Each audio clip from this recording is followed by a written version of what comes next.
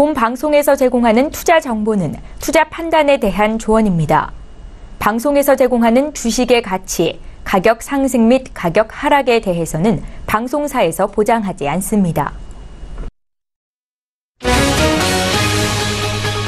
헤드라인 뉴스입니다. 뉴욕 증시에서 주요 지수는 미국과 중국의 무역전쟁 격화 여파로 하락 마감했습니다. 국제유가가 5% 급락하는 등 원자재 가격이 큰 폭으로 떨어진 점도 주가 하락을 부추겼습니다. 뉴욕 증권거래소에서 다우존스 지수는 전장보다 0.88% 하락한 24,700.45의 거래를 마쳤고 S&P 500 지수는 0.71% 내린 2,774.02에 기술주 중심의 나스닥 지수도 0.55% 하락한 7,716.61에 장을 마감했습니다. 국제유가는 미국과 중국의 무역전쟁이 격화되고 리비아 수출도 재개된다는 소식으로 폭락했습니다.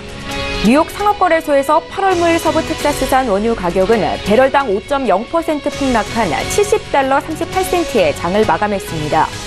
브렌트유도 6.7% 하락한 배럴당 73달러 56센트에 거래되는 등 원유 시장이 요동쳤습니다. 지난 6월 미국의 생산자 물가가 시장 예상치를 웃돌았습니다. 생산자 물가는 상승세를 이어가 최근 인플레이션 압력이 견고함을 보여줬습니다. 미 노동부는 6월 생산자 물가 지수가 전월 대비 0.3% 상승했다고 발표했습니다. 월스트리트저널 조사치는 0.2% 상승이었습니다. 6월 PPI는 전년 대비로는 3.4% 상승했습니다. 이는 2011년 11월 이후 가장 높은 상승폭입니다. 지난 5월 미국의 도매 재고가 시장 예상보다 늘었습니다. 미 상무부는 5월 도매 재고가 전달 대비 0.6% 증가했다고 발표했습니다.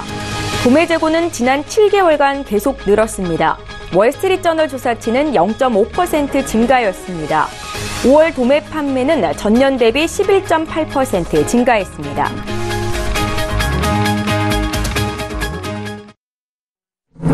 시청자 여러분 안녕하십니까? 출발 징수와이드 1부 시작합니다. 최은정입니다. 우리 시각으로 오늘 새벽에 마감한 미국 뉴욕 증시가 일제히 하락세를 보였습니다. 시장 참가자들은 이 미국의 중국 수입품에 대한 2천억 달러 추가 관세 부과 방침에 촉각을 곤두세우고 있는데요. 어제 국내 증시도 약세를 벗어나지 못하는 모습을 보였는데 코스피는 2280대로 밀려났고요. 코스닥은 시가총액 비중이 큰 바이오주의 하락세에 1%대로 조정을 받는 모습을 나타냈습니다. 자, 오늘 글로벌 시시각각 시간에는요. 이 시장 불안이 언제까지 이어질지 전문가의 의견 들어볼 거고요. 또 미국의 주요 기술주와 은행주의 2분기 실적 발표를 앞두고 기대감이 커지고 있는 상황인데 시장 영향 어떨지 함께 보겠습니다. 이어지는 라이브 이슈타임 시간에는요. 한국은행이 오늘 금융통화위원회를 열고 기준금리를 결정하고 또 향후 경제의 성장률 전망을 업데이트할 예정입니다. 관전 포인트 함께 짚을 거고요. 국내 은행주들 2분기 실적 어닝 서프라이즈에 대한 기대감이 높은 상황에서도 주가 아직 반영이 되지 못하고 있는 상황이죠. 은행주에 대한 투자 의견까지 듣겠습니다. 자, 오늘 7월 12일 목요일이고 출중 일부 시간 본격적으로 시작합니다.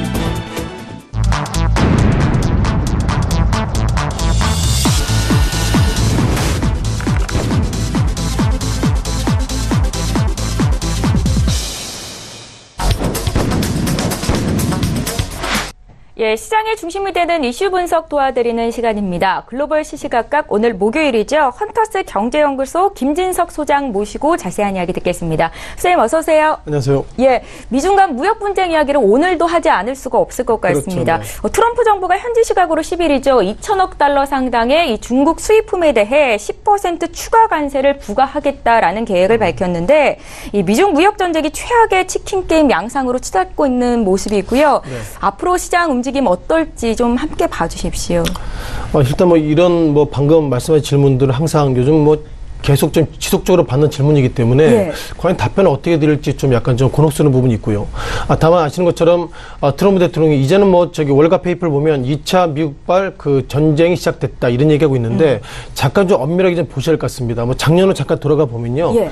작년에 중국이 미국을 상대로 해가지고 약 5,055억 달러를 수출했습니다. 그러다 보니까 트럼프 대통령이 아직까지 정확하게 500억 달러는 아니죠. 왜냐하면 340억 달러니까 일단 500억 달러를 1차 공격이라고 보고 이번에 다시 한번 중국이 그래 미국이 그렇게 된다면 우리도 미국에서 500억 달러 정도 고관세를 부과할 거야 이런 얘기가 나니까 예. 말씀하신 것처럼 2천억 불 했는데요.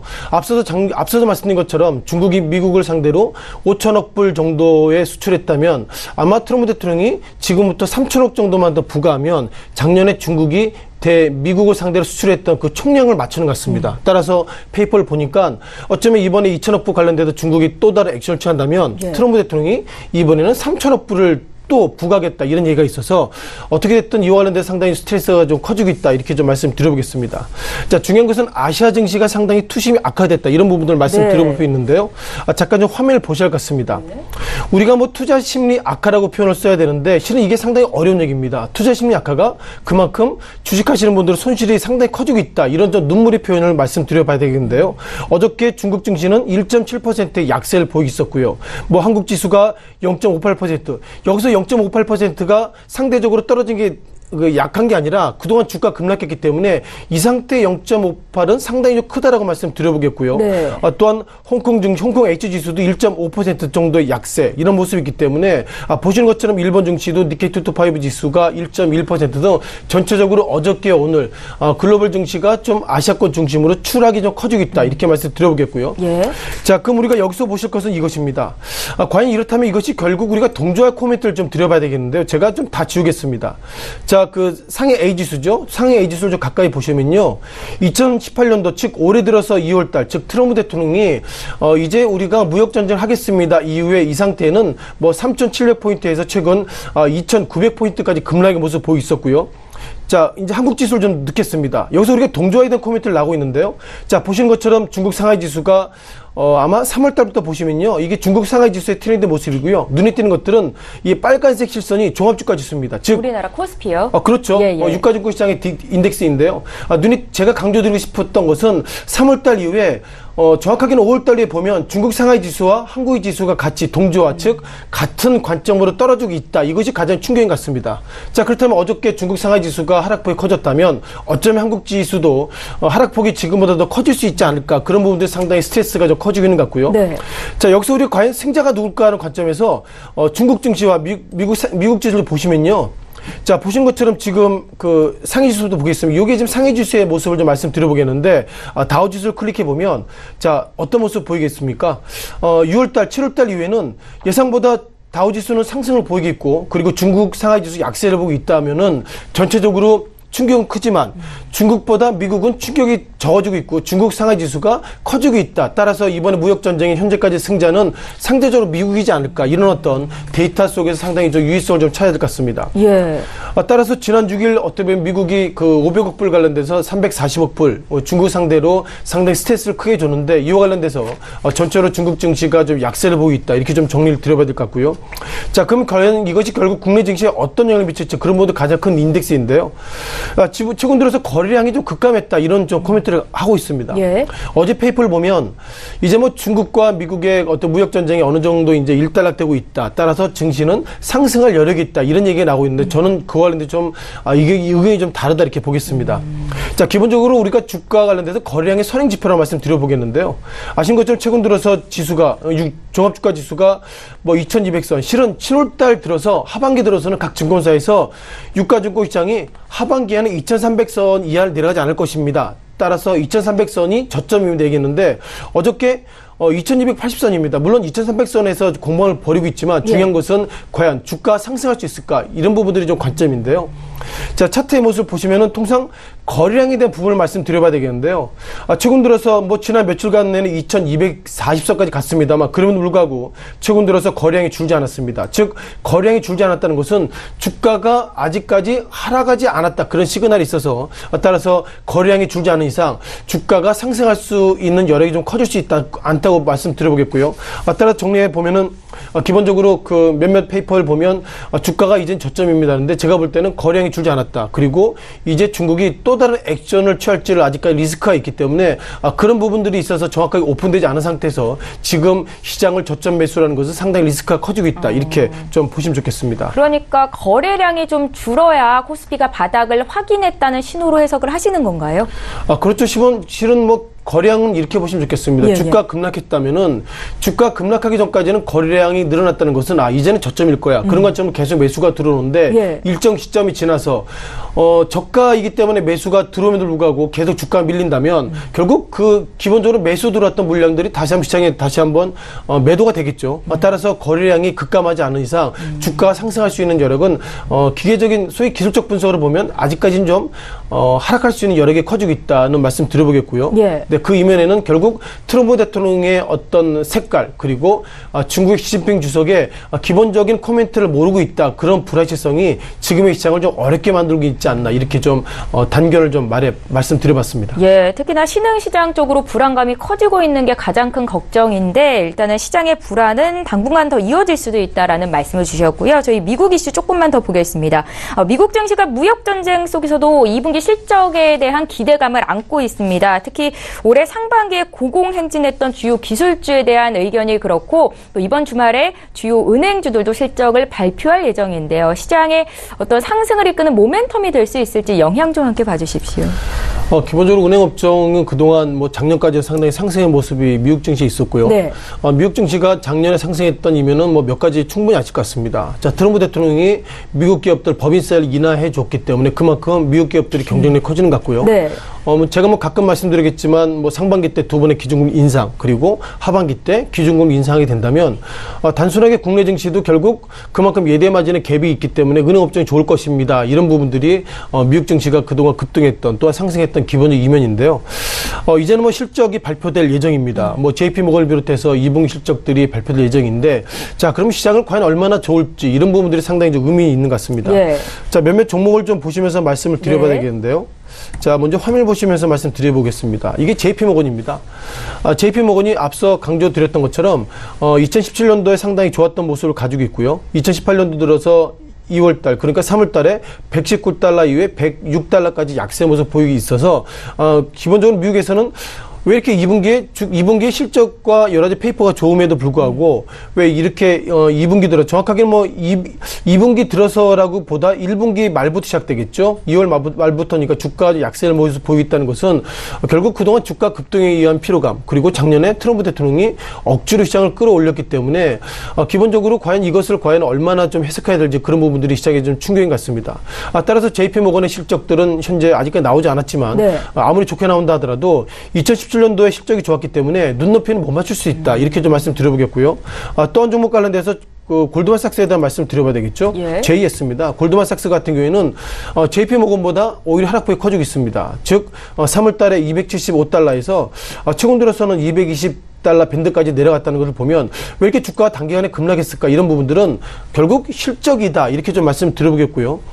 다만 골드만삭스의 주가가 화면에 보시는 것처럼 2월 달에 급락은 좀 상당히 의미가 있습니다. 왜냐하면 현재 그 무누신 그 미 재무장관을 비롯해서 많은 골드만삭스 멤버들이 현재 그 트럼프 대통령의 그 멤버로서 있는데 그렇게 대통령 측근이 결국 골드만삭스를 좋게 얘기했을 때도 불구하고 결국 이렇게 주가 하락한다는 것은 결국 그 딱히 손에 잡히지 않은 즉 기준금리 인상 이런 부분들이 미국의 은행업종에 그렇게 긍정적이지 않을 것은 아닐까 이런 어떤 우려감이 시장에 좀 커지고 있다라고 좀 보겠습니다. 네. 자, 몇몇 팩트에 대한 말씀 좀 드려보겠는데요.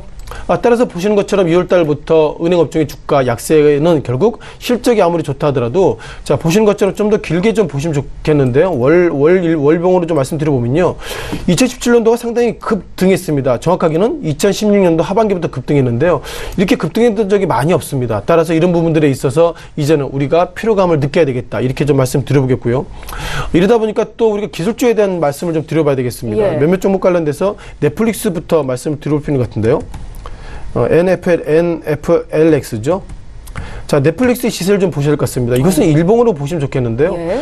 일단 우리가 월봉을 보시더라도 2016년부터 급등했던 모습을 가지고 있고 다만 일봉으로 보시면 최근 들어서 이렇게 이게 단기적인 피로감이지 않을까 이렇게 말씀드려보겠는데 현재 CNBC의 어떤 데이터를 보면 S&P 500 지수 관련돼서 넷플릭스 그리고 마이크로소프트, 아마존 이런 어떤 소위 굵직굵직한 주가들이 이끌었는데 이런 종목들이 밀리면 시장이 어렵습니다. 예. 이런 좀 시그널을 현재 주고 있는 것 같습니다.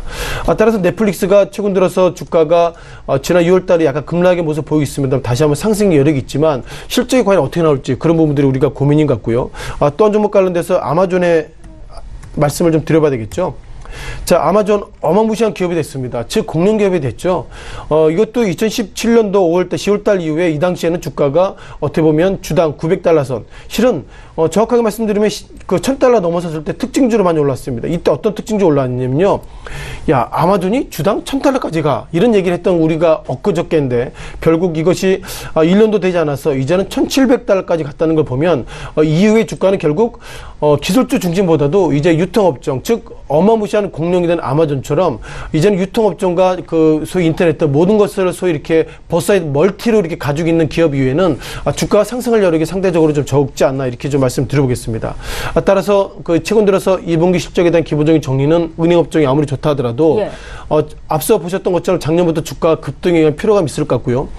또한 우리가 그 소위 빵이라는 종목, 그 페이스북을 비롯해서 아마존, 넷플릭스 이런 종목들이 주가 급등했지만 결국 그 은행업종의 주가가 실적 약세를 보인다면 기술업종의 실적도 예상보다 좀 충격이 커질 수 있다 이런 관점이기 때문에 최근 들어서 미국 증시가 소폭의 약세 모습 보이고 있는 것은 무역전쟁보다도 그동안 주가의 급등에 의한 피로감이 기술주 중심으로 나올 수 있다라고 말씀드리겠습니다. 예, 간략하게 이제 우리 장 좀 봐주십시오. 그래서 우리는 어떻게 대응을 하면 좋겠습니까, 소장님?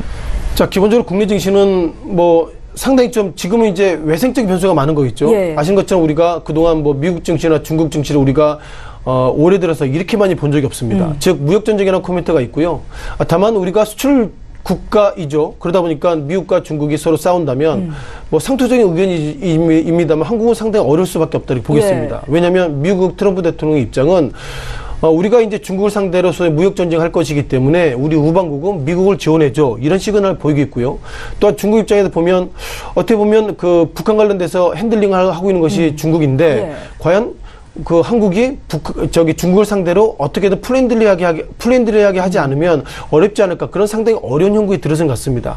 다만 여기서 한 가지 짚어보셔야 될 것이 결국 삼성전자를 비롯해 실적에 대한 부분인데요. 제가 볼 때 실적에 대한 부분은 뭐 지난 1분기 넘어서 2분기 상당히 좋게 나왔지만 결국 미국과 중국이 한국이 제품들을 수출하지 않는다면 결국 우리가 그만큼 상대적으로 어려울 수 있다. 이렇게 좀 상투적인 말씀을 드릴 수 있다는 걸 보면 기본적으로 예. 한국 증시가 딱히 손에 잡히지 않겠다. 이렇게 보겠고요.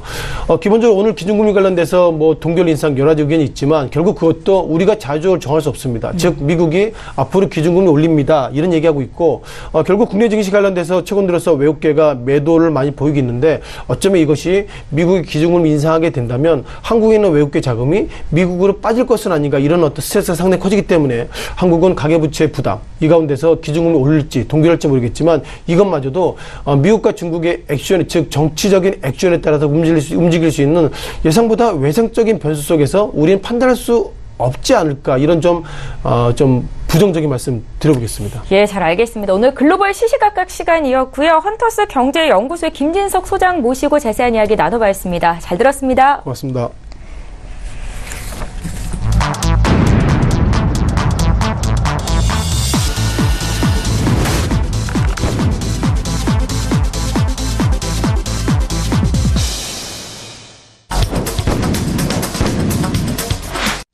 예, 이번에 국내 시장 쟁점 구체적으로 보겠습니다. 라이브 이슈타임 시간이고요. 오늘 목요일이죠. SK증권 영업부 PIB 센터의 이재강 이사 화상으로 연결해보겠습니다. 이사님 안녕하세요.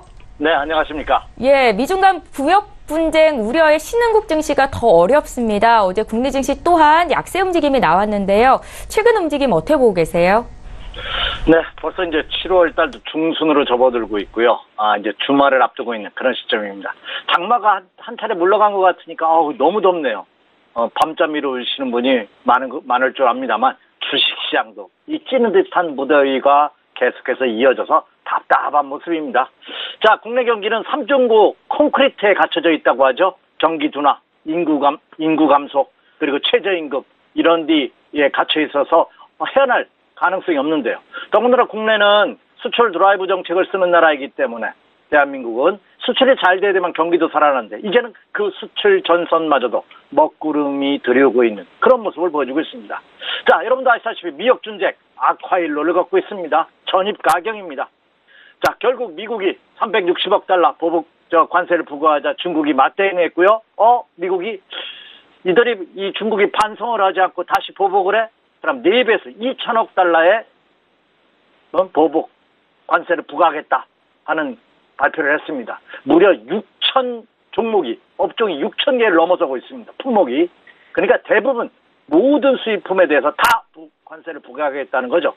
여기에 국내 시장도 움츠러들 때는 움츠러드는 그런 모습을 보여주고 있습니다. 투자 심리가 급속하게 급냉하고 있는 그런 모습을 보여주고 있다는 점이죠. 그래서 다행스러운 것은 우리나라 시간 오른입니다. 트럼프 대통령이 브뤼셀에서 열리는 나토 정상회담에 참여를 합니다. 그로 인해서 유럽 순방길에 오르죠. 과연 이 유럽 순방길에서 지금 악화일로를 걷고 있는 무역 분쟁 해소될 수 있는지, 그리고 일부 영국이 메이 총리가 브렉시트를 가지고 정치적으로 굉장히 험난한 그런 행보를 갖고 있는데 이런 정치적인 불안감 또한 과연 해소될 수 있느냐, 여기에 한 가닥의 실마리, 해결의 불안감의 해소의 실마리를 한번 기대해 볼 수 있는 그런 시점이 아닌가 이렇게 생각이 되고 있습니다. 따라서 시장이 전반적으로 굉장히 어려운 그런 모습이 당분간 지속될 가능성은 높지 않을까 이렇게 예상이 됩니다. 예, 알겠습니다. 잠시 뒤에 구체적인 투자 의견 여쭤볼 거고요. 주요 이슈 분석 도와주십시오. 한국은행이 오늘 금융통화위원회를 열고 기준금리를 결정하게 되는데 향후의 금리 인상에 대한 어떤 시그널이 있을지 또 경제 성장률 전망치도 관심이 집중되고 있습니다. 어떻게 예상하십니까, 이사님? 네, 국내 항상 금통위가 열리면요 그 전에 국내 대표 채권 금리 전문가들을 모아놓고서 의견을 물어보죠. 채권 전문가들 100명한테 물어봤는데 약 89명이 10명 가까이가 이번에 동결 가능성을 예측하고 있습니다. 저도 동결될 것으로 예상이 됩니다. 잠시 후 금융통화위원회가 이주열 한국은행 총재의 주재로 해서 열립니다. 그런데 국내 이주열 한국은행 총재도 굉장히 고민이 많을 것으로 예상이 됩니다. 지난번에도 동결을 했는데요.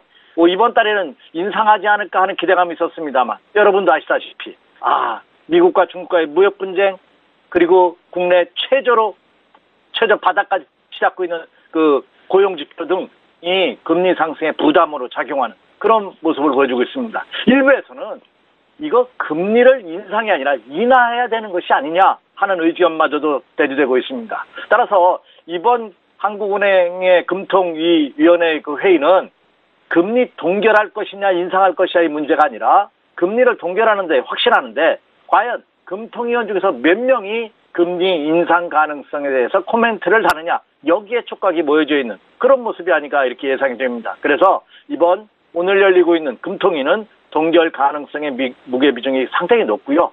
그리고 말씀해드렸다시피 미국과 중국과의 무역 분쟁은 전입가경이라는 표현을 안 쓸 수가 없을 정도입니다. 2천억 달러, 우리나라 돈으로 220조가 넘어서는 천문학적인 숫자의 보복관세가 만약에 2달 후에 부과된다면 세계 경제뿐만 아니라 국내 경제도 그 걷잡을 수 없는 침체면으로 빠져들 가능성이 굉장히 크지 않을까 생각이 됩니다. 세계적인 분석기관이죠. HSBC가 한국에 대해서 그 투자 의견을 제시했는데요. 대중 수출 의존도가 25%. 더군다나 우리나라는 중국이 수출하고 있는 그 완성품의 부품을 약 75% 정도가 중간재로 납품을 하고 있습니다. 그래서 대한민국이 입는 타격은 더 클 것이다 하는 전략을 내놓고 있기 때문에 이 미국과 중국의 무역 분쟁이 국내 증시에 미치는 영향, 경제계에 미치는 영향 또한 크지 않을까 이렇게 예상이 됩니다. 자, 그리고 고용 동향입니다. 고용 동향도 정부의 강력한 의지 표명, 문재인 대통령 정부가 추진하고 있는 국정 목표, 정책 중에 우선순위를 차지하고 있는 이 고용 안정 이 고용 지표가 최악의 상황입니다. OECD 국가 중에서 최저치를 기록하는 그런 불안한 고용 지표를 보이고 있다는 점. 그래서 취업 증가폭이 5월 달에 7만 명, 6월 달에서 개선이 아직 발표는 되지 않았습니다만 불투명한 그런 전망을 지금 예상할 수가 있겠습니다. 따라서 이런 최악의 고용 지표 또한 금리 인상의 저해 요인이 아닌가 생각이 되고요. 자, 물가 상승률은 1.5%에 머물고 있습니다. 한국은행이 목표치 2%의 때는 한참 못 미치는 그런 저조한 물가 상승률을 보이면서 경기 침체가 현실화, 가시화되고 있다는 점 또한 금리 상승을 저해하는 요인이 되고 있고요. 근원 물가 상승률이 1.2%로서 1.2%대에 머물면서 최대 하락폭을 기록하고 있는 그런 모습을 보이고 있다는 점 또한 불안감을 던져주는 그런 모습입니다. 따라서 이와 같은 이유로 본다면 오늘 열리는 금통위는 금리 동결 가능성은 한층 높아지고 있다. 이렇게 말씀을 드립니다. 예, 한국은행 금통위를 앞두고 관전 포인트 어디에 두고 계신지 말씀 먼저 여쭤봤습니다. 두 번째 이슈 볼게요. 은행주들이 2분기에도 어닝 서프라이즈를 기록할 것으로 예상되지만 투자자들의 반응은 여전히 시큰둥하고 주가에도 반영이 되지 못하고 있는데요. 증권주를 추천하셨던 전문가들도 많았는데 흐름 어떨지 은행주에 대한 의견 여쭤볼게요. 사실 은행과 증권 같은 소위 말하는 트로이카주, 예전에는 트로이카 3인방이라고 해서 은행, 증권, 건설 이런 것을 트로이카주라고 했다 하는 말씀 이미 드렸습니다. 최근 주식시장에 들어오신 분은 무슨 말인가 하겠지만 주식 투자 경험이 많으신 분들은 아마 대번에 느끼시지 않나 생각이 드는데요. 그런데 중요한 것은요. 이들 은행과 증권 같은 이런 대표적인 대중주들이 지표 종목이라는 겁니다. 지수와 연동해서 움직인다는 거죠.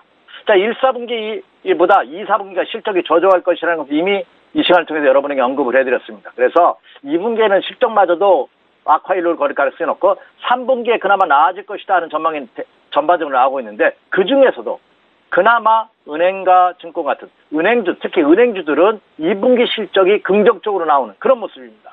그래서 1분기에서 2분기에도 어닝 서프라이즈가 예상되고 있는데 근데 주가는 역으로 정반대의 움직임을 보여주고 있다는 점입니다.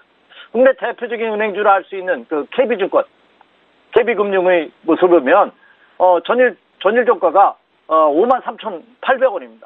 53,000원대까지 급락하는 지난 연초에 7만 원대 육박하는 69,200원을 기록했다는 점을 감안해 본다면 한 6개월 만에 10,000원 이상이 급락하는 그런 모습, 20% 이상 20% 가까이 급락하는 그런 모습을 보여주고 있다는 점입니다. 자, 이거에 대한 요인을 놓고 많은 분석가들이 분석을 하고 있는데요. 그러나 은행주들이 지난 상반기 동안 그렇죠? 채용 비리에 따른 연루설이 우거지면서 투자 심리가 악화됐고요. 또 하나는 정부가 규제 리스크가 강화되고 있죠.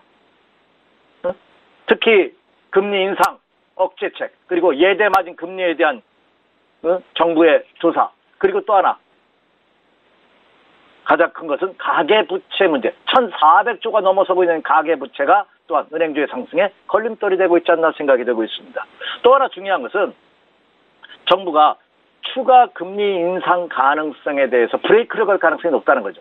앞에 모두에 살짝 언급해드린 바와 같이 오늘 금통위에서도 7월 달에 금리 인상 가능성은 거의 동결적으로 무게중심이 쏠리고 있는 그런 모습입니다. 그래 된다면 추가 금리 인상의 가능성에 대한 것도 희박해진 그런 모습입니다. 이로 인해서 은행주들이 실적이 양호에도 불구하고 추가 성장 가능성에 대한 회의론이 불거지고 그리고 3분기 하반기에서도 경기 악화 우려가 예상됨에 따라 이러한 모습들이 은행주 상승에 걸림돌이 되고 있는 것이 아닌가 생각이 듭니다. 앞서 언급해드린 바와 같이 은행주의 대표주라 할 수 있는 KB금융 같은 경우는 연초 시총이 26조 원에다가 지금은 22조 원대를 약 4조 원이 날아간 그런 모습을 보이면 보이고 있습니다. 그래서 단기 급락에 따른 자율적인 반등의 가능성은 예상되고 있지만 추세적으로 상승 전환되기까지에는 다소 시간이 걸릴 가능성이 굉장히 크지 않을까 이렇게 생각이 됩니다. 그래서 당분간은 은행주도 소강 국면을 보일 가능성이 굉장히 높지 않을까.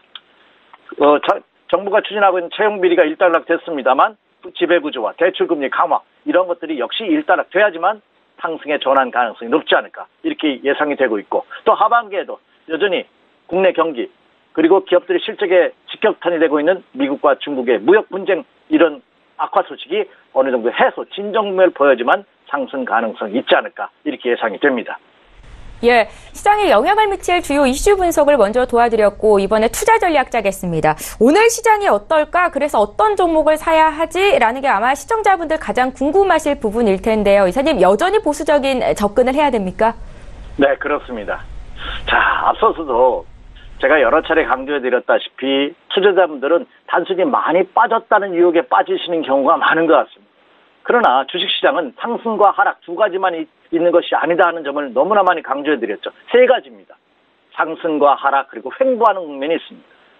물론 횡보하는 국면에서는 크게 하락하지 않으니까 주식을 가지고 있어도 부담이 덜 되지 않을까 이렇게 예상할 수 있습니다. 하지만 기회비용 측면에서 본다면 그 또한 엄청난 손해입니다. 그럼 주식 투자는 제가 이 시간을 통해서 여러 차례 강조해드린 바와 같이 상승 시에 한해서만 매수하는 것이 원칙입니다. 물론 어느 때가 상승시인지 어느 종목이 상승할지 그거는 정확하게 알 수는 없습니다. 하지만 추세적으로 접근한다면 충분히 여러분께서도 100% 퍼펙트하게 알 수는 없지만 그러나 역사이클에 걸려서 고생하지는 않을 것으로 이렇게 예상이 됩니다. 지금은 추세는 역시 하락기죠. 추세가 이탈된 상태입니다. 그래서 추세 이탈, 단기 급락에 따른 자율적인 반등 이상의 의미를 부여하기는 어려움. 그래서 제가 지난주부터 이제 매도는 끝났다. 이번 주 들어서면서도 지난 화요일 이 시간을 통해서 여러분에게 매도는 할 필요 없다. 더군다나 하락시. 왜? 반등 국면에 진입했기 때문에. 하지만 이것은 말 그대로 반등이다. 상승 전환이 아니다. 그래서 여전히 현금 비중을 높게 가지고 가자 하는 점을 강조해드렸습니다. 오늘도 마찬가지입니다. 오늘도 하락한다면 단기 매매 자신 있으신 분들은 하락시 단기 매매가 가능합니다. 미국과 중국 간의 그 무역 분쟁의 악화일로를 거름에 따라 어제 중국 시장도 급락, 오늘 새벽에 끝난 뉴욕 증시도 하락을 했습니다. 만약에 그로 인해서 국내 시장이 하락한다면 시초가 이하에서는 단기 매매는 가능할 것입니다. 왜?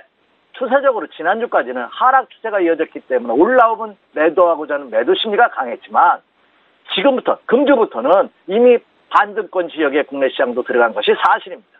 하지만 이 반등 국면이 박스권대의 횡보 국면이 어디까지 지속될지는 알 수 없습니다. 그렇다고 본다면 일부 선치맥 세력들이 입질 배팅을 하는 시기는 당도했습니다만 이것이 상승으로 반전되는 신호가 포착되지 않았다는 점입니다. 그래서 대다수의 개인, 초보 투자자분들께서는 절대 매수는 자제하시면서 현금 비중을 좀 확보하는 그런 전략을 취해 주시기 바랍니다. 다시 한번 강조드립니다. 위기는 기회로 이어지는 것이 틀림이 없습니다. 많은 분들이 기회가 온 줄 알면서도 배팅을 못하는 것은 이제 이미 물려있기 때문에 이미 앞서서 분할 매수를 너무나 일찍 했기 때문에 그렇죠? 본격적인 상승 국면에 진입했을 때 투자자들이 수익을 내지 못하는 경우가 바로 여기 있습니다. 그렇다면 자 조만간 올 그 기회 국면을 이용해서 실탄을 아끼고 에너지를 비축하는 그런 전략이 필요하다 이렇게 말씀을 드립니다. 물론 이번 주에도 체크 포인트가 몇 가지 있습니다. 가장 중요한 것은 자 우리나라 시간 오늘입니다. 트럼프 대통령이 유럽을 순방을 합니다. 과연 순방 결과 어떤 결과물을 내놓을지 이거 한번 여러분 체크해 주시기 바라고요. 그리고 또 하나는 이미 저는 지난 화요일장에서도 언급해 드렸었죠. 미국의 실적이 이제 본격적으로 어닝 시즌에 발표가 됩니다. 그렇죠? 13일 날 발표가 되는 2분기 JP모건 그리고 웰스파고, 시티그룹 이들 미국의 대표적인 금융주 실적이 어떻게 되는지 한번 체크해 주시기 바랍니다. 그것이 조금 전에 말씀드렸던 국내 은행주들의 주가와도 직결될 가능성이 크지 않을까 이렇게 생각이 됩니다. 자, 결론입니다. 전반적인 흐름은 여전히 국내 시장은 조심해야 될 시기다 하는 점입니다. 일부 선침의 세력들이 선별적인 배팅을 하고 있습니다만 이것이 상승 반전이 확인되지 않았다는 점을 여러분 명심하시면서 여전히 현금을 좀 보유한다는 전략 그리고 매매에 들어간다면 철저하게 급락시에 한해서 단기 매매 전략만이 요구되고 있다 이렇게 말씀을 드립니다. 예, 개장 30여 분을 앞두고 구체적인 투자 전략까지 여쭤봤고요. 지금까지 SK증권 영업부 PIB 센터의 이재강 이사 화상으로 연결해봤습니다. 잘 들었습니다. 네, 감사합니다.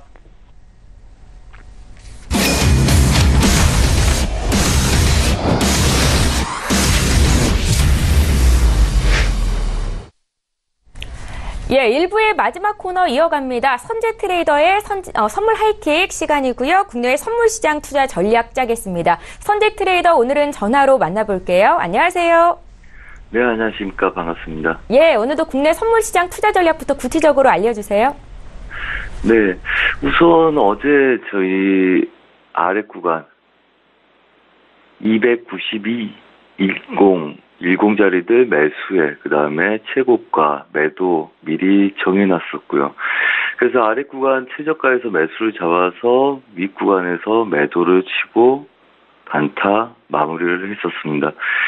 자, 그렇다면 우선은 298, 299 안착하지 못한 거에 저희가 매도를 봤었었죠. 그리고 어제는 아래 저가를 매수를 잡았습니다. 그 다음에 윗구간 매도.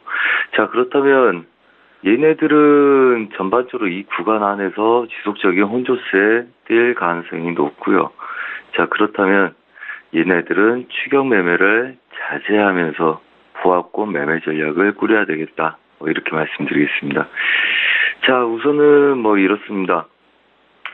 전반적으로 추가적인 이탈은 모양을 좀 더 봐야 되고요. 그 다음에 야간장은 여전히 295 중반 지수에서 끝난 상태입니다. 윗구간도 휩쓸 주더라도 갭을 완전하게 메꿔서 안착하기는 어려운 구조일 가능성이 높기 때문에 우선은 눌리더라도 지지력을 좀 더 보셔야 되고요. 그 다음에 상단부 제약까지도 보시면서 대응을 하셔야 되는 보합권 매매 전략이 유용할 거다. 이렇게 보고 있습니다. 자, 그렇다면 예상 지지력들 294 지수, 그 다음에 예상 저항들 296 지수에다 두시고요. 보합권 매매 전략이 유효한 상태에서 추격 매매는 자제하라고 말씀드리고 싶습니다. 자, 그리고 또 원달러 자체는 아직까지 보합권, 윗구간들이 보합권이라고 그랬죠. 윗구간 보합권의 중심에 놓여있기 때문에 여전히 지지력에서 추가적인 매수 쪽 배팅이 들어온지 보시라. 이렇게 말씀드리겠습니다. 이상입니다. 예, 달러화는 강세를 보였고 국제유가는 5%나 급락하는 모습이 나타났습니다.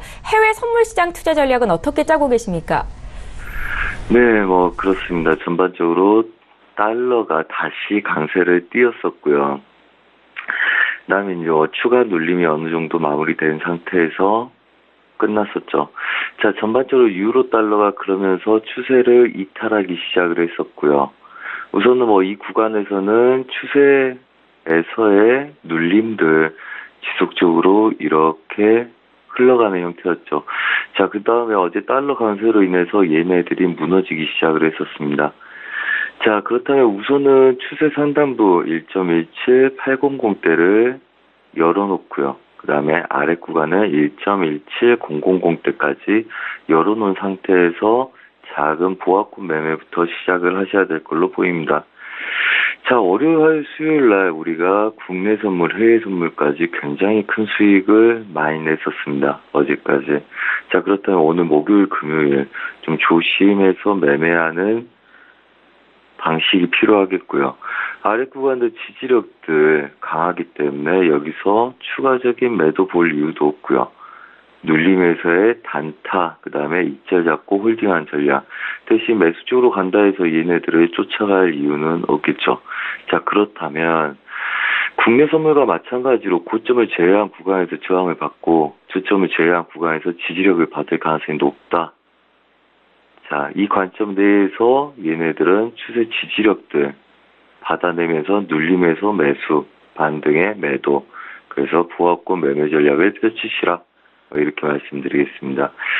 그래서 월요일, 화요일, 수요일 사실 어제도 적극적인 매매를 하지 않으려고 그랬는데 어제까지도 굉장히 큰 수익을 줬기 때문에 저희는 추가적으로 공격적인 매매는 좀 자제하고 그다음에 오늘은 수익을 지키고 이번 주를 끝내는 전략으로 좀 조심해서 매매를 하겠다. 그렇게 말씀드리겠습니다. 자, 그다음에 크루드오일입니다. 자, 크루드오일 윗구간에서 75.20대, 그 다음에 30대를 맞고 추세 매도를 쳤을 때 저희가 72달러 깨는지 보겠다. 그 다음에 72달러를 깨야 된다고 말씀드렸습니다. 걔네들 69달러, 68달러까지 최대치 열려있다고 말씀을 드렸었고요. 자, 어제도 한계약 기준으로 이미 저희가 이 구간에서 매도 전략으로 매도 위에 보합권 매매 전략을 펼쳤었죠. 자, 그래서 지표 터지기 전에 이미 한계약 기준으로 100틱 이상을 먹은 상태에서 추세 홀딩을 하신 분들, 어제 72.70대를 깨면 원웨이 방향을 보일 거다. 뭐 이렇게 말씀드렸습니다. 어제 윗 구간도 지표가 터지면서 약간의 속임이 보였고 지지력을 받아내는 듯한 제스처를 약간 보였지만 여전히 아랫 구간들 하단부를 깨면서 최근 구간에서 가장 큰 매도 롱포로 원웨이 방향을 띄었었습니다. 뭐 어제 새벽에 저희 방에서 보니까 굉장히 많은 수익들 내시고 마감을 했다고 많이들 올려주셨는데요. 축하드리고요. 이 70달러는 강한 저항점들이 있습니다. 그 다음에 72달러 굉장히 강한 저항들이 형성되어 있죠. 하지만 이미 이 구간들 어제 새벽에 반등 여력들을 막고 싸웠기 때문에 좁은 구간의 보합권도 예상하시고요. 매수가 먼저 온다 하더라도 걔네들은 매도가 한 번 더 깊게 나올 거고요. 그다음 만약에 추가적인 오늘 매도가 먼저 떨어진다면 걔네들은 이제부터는 매수 롱포로 다시 돌려서 잡으셔도 좋겠다. 뭐 이렇게 말씀드리겠습니다. 우선은 이 아래 어제 쳤던 저가에서 100틱을 더 칠 건지 말 건지 그걸 먼저 칠 건지 말 건지 결정하는 구간들이기 때문에 오늘은 굉장히 작은 구간 혼주세를 뗄 가능성이 높다. 그래서 무리한 배팅은 굳이 할 필요는 없다. 자, 그래서 최대 69달러를 약간 깨는 자리들, 한마디로 예상 지지는 69달러, 예상장은 72달러까지 다음 주 초반까지의 그림을 열어놓고 대응을 하겠다 말씀드리겠습니다. 자, 그리고 골드입니다. 자, 골드 반등 여력을 주고 그 다음에 혼조세에서 무너지기 시작했습니다. 1250달러가 달러 강세로 인해서 무너지기 시작을 했고요. 부합권을 이탈했다는 거죠. 자, 그렇다면 얘네들은 예상 저항들 1250달러를 막고 싸우셔야 될 거고요. 그 다음에 예상 지지력들은 아래 하단부 1237달러까지 최대 매도 구간들 열고 대응을 할 생각이다. 자, 그렇다면 일봉상에서 그림들 추세가 빠진 이후에 반등에 매도에 지키지 못하고 추가적인 하락을 보였었습니다. 자, 그렇다면 오늘 저가에서 마중 나가서 매도를 칠 필요는 없겠죠. 이 구간 지지력에서 매수 단타를 노리시다가 익절이 되면 수익을 챙기시고 끝내시고요. 그 이후에는 다시 신저가에서만 매수를 대기하는 게 좋겠다. 그래서 좀 보수적인 매매 대응을 펼치시라 말씀드리겠습니다. 자, 그렇다면 오늘 반등에 매수가 한 번쯤 마무리가 된다면 걔네들은 신저가를 낮춰놓은 상태에서만 다시 재매수를 노리겠다. 한마디로 윗구간을 막고 매도로 빠졌지만 저가를 낮출 거라는 아직 추세 확신은 못하는 상태이기 때문에 지금 저가를 낮추기 전에 보합권 매매 대응 한 번에 그 다음에 신저가를 낮추나에만 돌리는 매매 대응을 하시라. 뭐 이렇게 말씀드리겠습니다. 전반적으로 어제 크루드오일 보셔도 아시겠지만 굉장히 큰 급락들이 있었습니다. 자, 그렇다면 걔네들은 어제 찍을 수 있는 최대 자리들까지 얼추 찍었다 이렇게 보시면 됩니다. 한마디로 얘네들 스프레드도 많이 줄여놓은 상태고요. 그 다음에 차익도 많이 나온 상태죠. 한마디로 이슈가 터진 상태에서 북미 무역 갈등의 영향을 추가적으로 받으면서 차익들이 나오기 시작했다.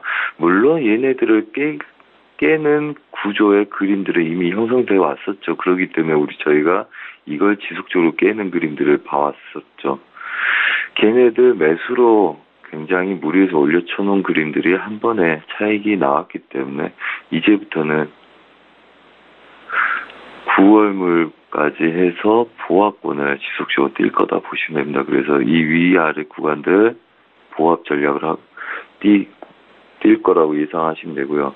그다음에 다른 종목들, 달러 인덱스도 마찬가지고 지속적으로 위아래로 흔들면서 움직일 가능성이 높기 때문에 추격보다는 많이 움직이는 아이들 반대 매매 이제 잡고 홀딩하는 전략들이 유용하다. 이렇게 말씀드리겠습니다. 이상입니다. 예, 국내외 선물시장 투자 전략 선재 트레이더와 함께했고요. 내일 이 시간에는 화상으로 만나 뵙도록 하겠습니다. 고맙습니다. 네, 감사합니다. 예, 출발 증시와이드 1부 여기서 마칩니다. 잠시 뒤 2부 시간에는 종목에 집중해서 전문가의 추천주를 공개해드리는 시간인데요. 오늘은 원종윤 팀장과 새롭게 출연하시는 김유윤 연구원과 함께 시장 전략 함께 짜겠습니다. 잠시 후 2부 시간으로 오겠습니다. 고맙습니다.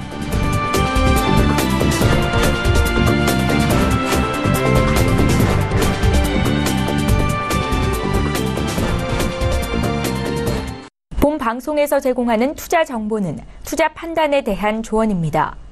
방송에서 제공하는 주식의 가치, 가격 상승 및 가격 하락에 대해서는 방송사에서 보장하지 않습니다.